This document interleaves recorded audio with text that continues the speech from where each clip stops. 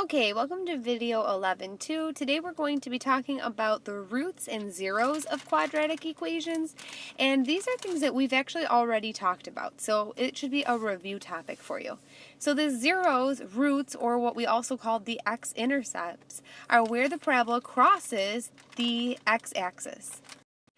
Since these points are on the x-axis, the y value is always equal to 0. And again, this is something that we've already talked about. The next part says we want to write a quadratic equation that has these zeros, -5 and 8. Well, remember we talked about this before, and this is kind of like working backwards. If we know that the x value is -5, that's the root. That's where it crosses the x-axis. And it crosses again at 8. Well, what do those come from? Those come from when it was actually equal to 0. So if I wanted to get this one on the left, x equals -5 equal to 0, I'm going to add 5 to both sides. And that'll make the 0 on the right-hand side here, and then we'll have x plus 5 on the other. So x plus 5 is the root here. That is what gave me that x equals -5. So x plus 5 is 1, and then we'll do the same thing on the other side by subtracting 8, and that'll give us x minus 8. So those are the two, but that's not an equation. So in order to make it an equation, we're going to have to then write it as y equals that, x plus 5 times the x minus 8.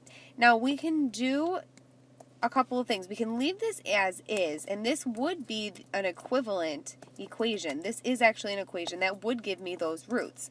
Or we can simplify it, and that would be especially important if it said that we need to put it in simplest standard form. So just for doing that, why don't we talk about how to do that?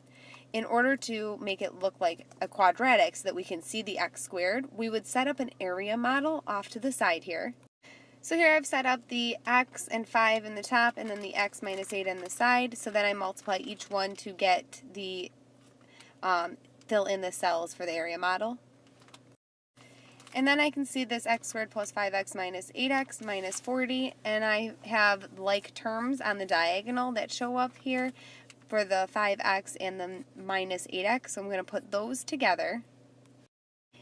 And then I get my answer, which is this y equals x squared minus 3x minus 40. So actually, one or the other is okay, but that's just kind of like the simplified version. And we can then see that it's definitely a quadratic. So that's why it's kind of helpful in that way.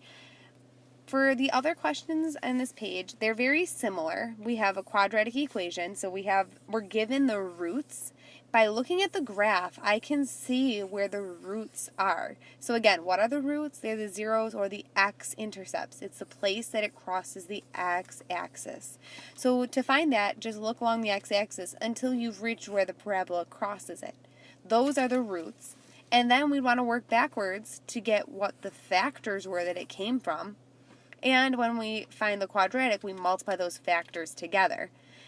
But you're going to want to keep an eye out for situations where it's not a smiley face parabola. Because this one, we didn't have to worry about. I didn't have a picture to make it match. It didn't say anything about being positive or negative. However, in this one in particular, when I look here, I can see that this is going up and then back down. It's a frowny face parabola or a negative A value parabola. So when I get this to this step right here, I'm going to need to multiply all of my terms by -1 so that it makes the parabola face the correct direction. So that's something that you'll have to do whenever you see or they tell you that you have a negative parabola. Otherwise, it's okay to just leave it as it is. Okay, we'll do some more of this tomorrow. I hope you have a good night, and I will see you tomorrow.